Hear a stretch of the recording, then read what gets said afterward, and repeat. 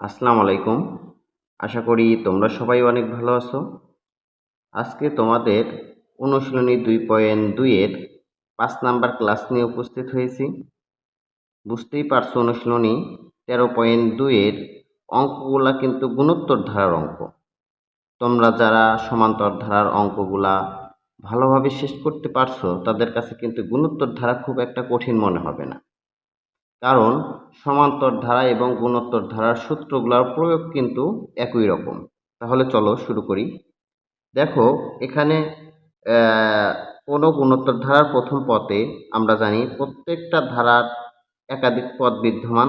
তার ভিতরে প্রথম পদটা হলো এ, সাধারণ অনুপাত আর। দেখো আমাদের সমান্তর ধারার ক্ষেত্রে সাধারণ অন্তর ছিল কত, ডি। আর সাধারণ অন্তর আমরা কিভাবে বের করছিলাম? দ্বিতীয় পদ থেকে প্রথম পদ বিয়োগ করে। আর সাধারণ অনুপাত আর এর মান বের করতে হবে দ্বিতীয় পদ ভাগ প্রথম পদ দিয়ে। আচ্ছা, যদি এরকম হয় তাহলে গুণোত্তর ধারার n তম পদ এ আর তারপর পাওয়ার হিসেবে আছে কত, n-1। এখন এই সূত্রটা আমরা কখন ব্যবহার করব? যদি কখনো প্রশ্নের ভিতর তম পদ, কোন পদ, পদ সংখ্যা উল্লেখ করা থাকে তাহলে আমরা এই সূত্রগুলো ব্যবহার করতে পারবো। কিন্তু এর ভিতর আর একটা কথা, সেটা হলো কোন অঙ্কের ভিতর কোন পদ এবং পদ সংখ্যা থাকলে সেখান থেকে আমরা এন এর মান নির্ণয় করব। সূত্র কিন্তু এটাই ব্যবহার করব, কিন্তু আমরা কার মান বের করব? এন এর মান বের করব। দেখো প্রশ্নে একে যেমন বলছে 10তম পদ, এখানে কি তাহলে তম পদ কথা উল্লেখ আছে? তম পদ কথা উল্লেখ থাকলে এই সূত্র ব্যবহার করব।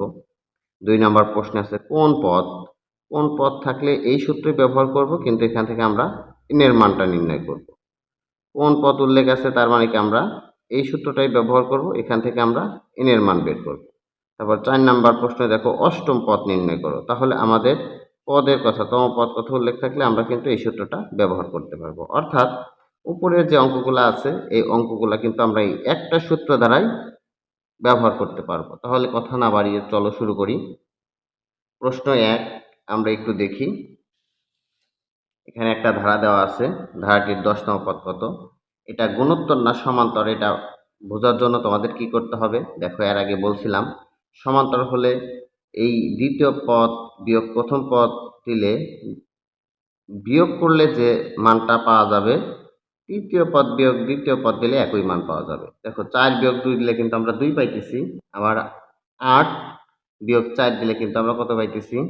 4 পাইতেছি। তার মানে পার্থক্য মিলল না, এটা একটা গুণোত্তর ধারা। এখন আমরা এখান থেকে লিখতে পারি, যেহেতু ধারা দেওয়া আছে ধারার প্রথম পদ আমরা এখান থেকে কিন্তু লিখতে পারবো। এখানে এখানে গুণোত্তর ধারার প্রথম পদ, প্রথম পদ কি? এ সমান, দেখো এখানে প্রথম পদ কত, 2 আছে এর মান। আর অনুপাত, যেহেতু এটা গুণোত্তর ধারা এর জন্য আমরা লিখতে পারি সাধারণ অনুপাত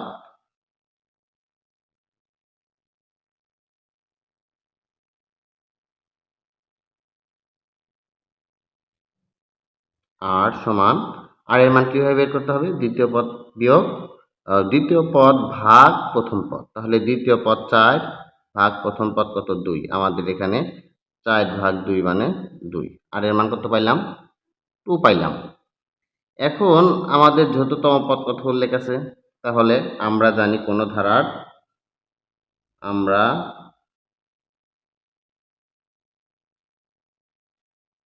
জানি কোন গুণোত্তর ধারার n-তম পদ। সূত্রটা কি? সূত্রটা দেখো লিখছিলাম এ আর n-1, মানে এই n-1টা কিন্তু আর এর উপর পাওয়ার হিসাবে লিখতে হবে। আশা করি এটুকু কারো সমস্যা থাকার কথা না। এখন যে কাজটা করব, আমাদের বলছে 10তম পদ, তার মানে কি এই তম পদের আগে n, আমরা এই n এর জায়গায় কিন্তু কত বসাইতে পারি? 10 পদে বসাইতে পারি, অর্থাৎ এই n এর মানটা 10। দেখো এখান থেকে কিন্তু আমরা আর এর মান পাইছি কত, 2। এর মান পাইছি কত, 2। আর এর মান কত, 2।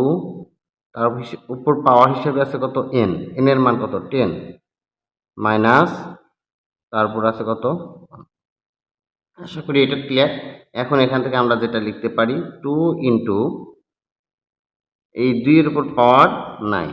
তোমরা অবশ্যই জানো 2 এর উপর পাওয়ার 9 মানে 2 কয়বার গুণন করতে হবে, 9 বার গুণন করতে হবে। 2 গুণন 2 গুণন 2 এভাবে 9 বার আমরা গুণন করব ক্যালকুলেটরে, অথবা ক্যালকুলেটরে দেখবা পাওয়ার আছে 2 পাওয়ার 9 দিলে যে মানটা আসবে সেটা আমরা এখানে লিখব এখন।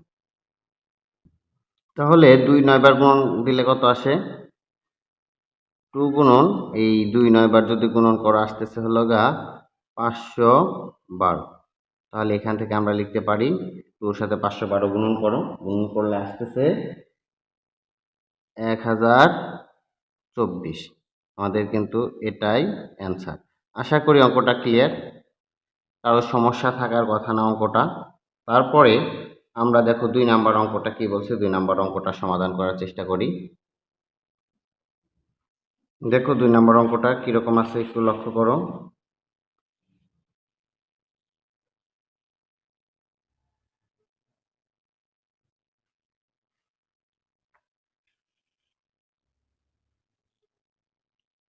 দুই নাম্বার অঙ্ক 128 plus 64 plus 32 plus dot dot dot ধারাটির কোন পদ হাফ। দেখো কোন পদ থাকলেও কিন্তু আমরা এই একই সূত্র ব্যবহার করব, কিন্তু কোন পদ থাকলে এন এর মান নির্ণয় করতে হবে।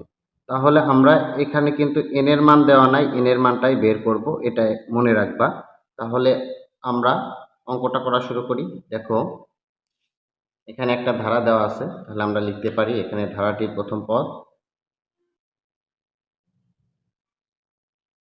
যেহেতু গুণোত্তর ধারা তাহলে লিখতে পারি গুণোত্তর ধারার প্রথম পদ এ সমান আমরা কত লিখতে পারি 128, আর আর এর মান বের করতে হবে। আর মানে কি সাধারণ অনুপাত,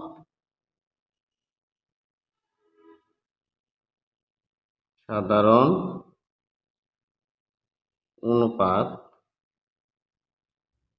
আর আর মানে কি দ্বিতীয় পদ, দ্বিতীয় পদ আছে 64, দেখো ভাগ প্রথম পদ আছে কত 128, এখান থেকে ভাগ করো 64 আছে 64, 64 দুগুণ 128, তাহলে এখান থেকে আমরা পাইতেছি আর এর মান হাফ। আশা করি এটা ক্লিয়ার, কারো সমস্যা থাকার কথা না। এখন আমরা যে কাজটা করব, দেখো কোন পদ কথা উল্লেখ থাকলে কিন্তু আমরা ওই তম পদের সূত্রটা ইউজ করব। তাহলে আমরা লিখি, আমরা জানি কোন গুণোত্তর ধারার n-তম পদ সূত্র কি এ আর এন মাইনাস ওয়ান। আমরা কিন্তু প্রথমেই বলছি কোন পদ কথা উল্লেখ থাকলে এন এর মান বের করব, তার মানে এন এর কোনো মান নাই, এন এর মান এন এর জায়গায় আমরা কিছু বসাইতে পারবো না। এর মানটা আছে, দেখো এর মান আছে কত 128, আর এর মান কত হাফ, তারপর পাওয়ার হিসেবে আছে এন মাইনাস ওয়ান। আশা করি এটা ক্লিয়ার। এটা তম পদ, এই তম পদের আমরা এই তম পদের মানটা কত হাফ, আমরা এটা কিন্তু লিখতে পারি। দেখো সমান্তর ধারায় কিন্তু এগুলো বোঝানো হয়েছে। আমরা এখন লিখব প্রশ্ন মতে 128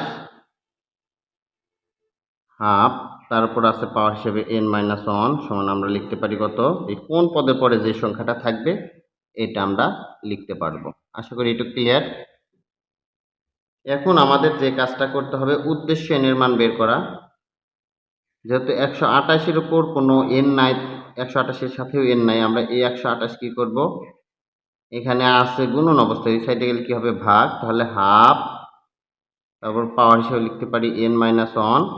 128 গুণন এই সাইডে আসলে কি হবে ভাগ, তাহলে ভাগ দাও 2 গুণন 128, এই সাইডে গুণন এই সাইডে আসলে কি হবে ভাগ হবে। তারপর একটু লক্ষ্য করো, আমরা এখানে যে কাজটা করব, বা হাফ, তারপর পাওয়ার হিসেবে আছে n-1, তাহলে এখানে 128 যদি গুণন করে আসতেছে কত 256। এখন আমাদের যে কাজটা করতে হবে সেটা হলো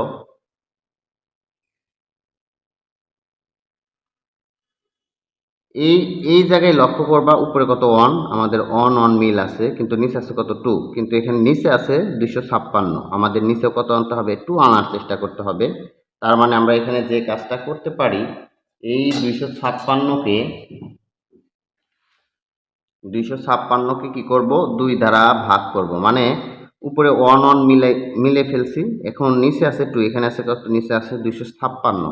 এর জন্য আমাদের কি করতে হবে, এই নিচে 256কে আমাদের এই যে এখানে যে মানটা থাকবে এই মানটা দ্বারা আমরা কি করব ভাগ করতে থাকবো। দেখি কয়টা আছে, 256 ভাগ 2 আসতেছে কত 128, আবার 2 দ্বারা ভাগ করো আসতেছে 64, আবার 2 দ্বারা ভাগ করো 32, আবার 2 দ্বারা ভাগ করো 16, আবার 2 দ্বারা ভাগ করলে 8, 2 দ্বারা ভাগ করলে 4, 2 দ্বারা ভাগ করলে 2। দেখো কয়টা পাই 1 2 3 4 5 6 7 8টা। তাহলে আমরা এখান থেকে যেটা লিখতে পারি হাফ, তারপর পাওয়ার n-1, আর এখান থেকে আমরা যেটা লিখতে পারি উপরে 1 ঠিক আছে, নিচে 2 পাইলাম কয়টা 8টা, তাহলে আমরা এইভাবে লিখতে পারি, এখানে আমরা পাওয়ার হিসেবে 8 লিখতে পারি। দেখো আশা করি এটুকু ক্লিয়ার। এটুকুই কিন্তু একটু জটিলতা থাকে, তাহলে কি করবা উপরে উপরে মিলে গেল, আবার নিচে 2, এখানে আমরা কি করলাম এই 256কে এই 2 দ্বারা ভাগ করতে থাকলাম, দেখলাম 2 আসলো কয়টা 8টা, তাহলে আমরা কি লিখতে পারি 1 এর উপর পাওয়ার 8 দিলে তো কিছুই না, আর এখানে 2 2 উপর পাওয়ার 8 মানে 256, একই কথা এখানে। এখন যে কাজটা করতে হবে দেখো, বা এই যে আমরা একটা সূচকের সূত্র জানি, এরপর পাওয়ার m, এরপর পাওয়ার n, যদি চলক চলক সেম থাকে মাঝখানে সমান চিহ্ন থাকে তাহলে পাওয়ার সমান কি লেখা যায় পাওয়ার লেখা যায়। তাহলে আমাদের দেখো এখানে হাফ, এখানে চলক হিসাবে হাফ আছে, সেম মাঝখানে সমান চিহ্ন, তাহলে এই পাওয়ার সমান আমরা এই পাওয়ার লিখতে পারবো। তাহলে আমরা লিখতে পারি n-1 সমান কত 8। আমাদের উদ্দেশ্য n এর মান বের করা, তাহলে অতএব n 1 আছে মাইনাস ওই সাইডে গেলে কি প্লাস, তাহলে 8 + 1, আমাদের n এর মানটা বের হলো কত 9। এটাই আমাদের অ্যান্সার। আশা করি অঙ্কটা ক্লিয়ার। কারো সমস্যা থাকলে অবশ্যই বলবা।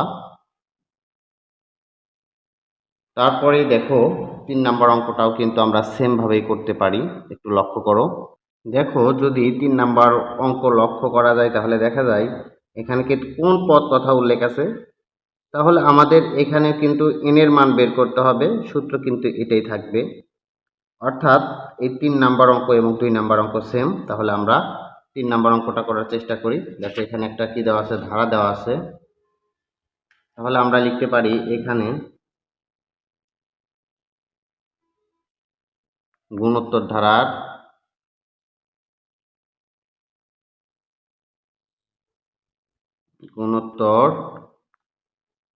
ধারার প্রথম পদ a সমান 1/√2, আর একটা কি বের করতে হবে সাধারণ অনুপাত, আর সাধারণ অনুপাত বের করার নিয়ম কি দ্বিতীয় পদ ভাগ প্রথম পদ, দ্বিতীয় পদ আছে কত -1, এই ভাগ দাও, তারপরে কত আছে 1/√2 প্রথম পদ। দেখো এখানে কিন্তু ভাগ একটারে একটা, দুইটা ভাগ, এই ভাগটা কিন্তু বড় আকারে, অর্থাৎ দ্বিতীয় পদ ভাগ প্রথম পদ। আমাদের কি করতে হবে এখন এই ভাগকে কি করব গুণন করব, আর নিচের ভগ্নাংশটা উল্টে দেব, অর্থাৎ √2 উপরে গেল 1 নিচে, অর্থাৎ এখান থেকে আমরা পাইলাম -√2। আশা করি এটুকু ক্লিয়ার। √2 কিভাবে আসলো, আমাদের নিচের 1 দাম নাই, আমরা নিচের 1 না লিখলেও হয়, আর -1 যে √2 সাথে গুণ করলে -√2। আশা করি এটুকু কারো সমস্যা থাকার কথা না। এখন আমরা কি করতে পারি, যেহেতু কোন পদ কথা উল্লেখ আছে আমরা কিন্তু তম পদের সূত্রটি ইউজ করতে পারি। তাহলে আমরা জানি কোন গুণোত্তর ধারার n-তম পদ, সূত্রটা কি, a আর n-1 পাওয়ার হিসাবে a আর এই n-1, এই n-1 কিন্তু পাওয়ার হিসেবে লিখতে হবে। তাহলে এখান থেকে আমরা যেটা লিখতে পারি, দেখো এখানে এর একটা মান দেওয়া আছে 1/√2 ইন্টু আর এর মান আছে কত, -√2, তারপর পাওয়ার হিসেবে আছে n-1। আমরা কি করব, প্রশ্ন মতে এই তম পদের যে মানটা পাইলাম এইটা সমান লিখতে পারি এই কোন পদের পরে যে সংখ্যাটা থাকবে এই সংখ্যাটা লিখতে পারবো আমরা। এর আগে কিন্তু বলা হয়েছে, দেখো প্রশ্ন মতে 1/√2 -√2 n-1 সমান লিখতে পারি 8√2। আমাদের উদ্দেশ্য কার মান বের করা, উদ্দেশ্য n এর মান বের করা। তাহলে এই 1√2 আছে আমাদের এখানে কি অবস্থায়, ভাগ, ওই সাইডে গেলে কি হবে, গুণন। তাহলে -√2, তারপর পাওয়ার হিসাবে আছে n-1। এই √2 আর এই √2 কি অবস্থায়, গুণন। অর্থাৎ আমরা যদি এখানে এই √2 আছে ভাগ, এই সাইডে গেলে গুণন, তাহলে 8√2 গুণন √2, এই দুইটা √2 মিলে কি একটা 2 লেখা যায়, অবশ্যই এটা জানো।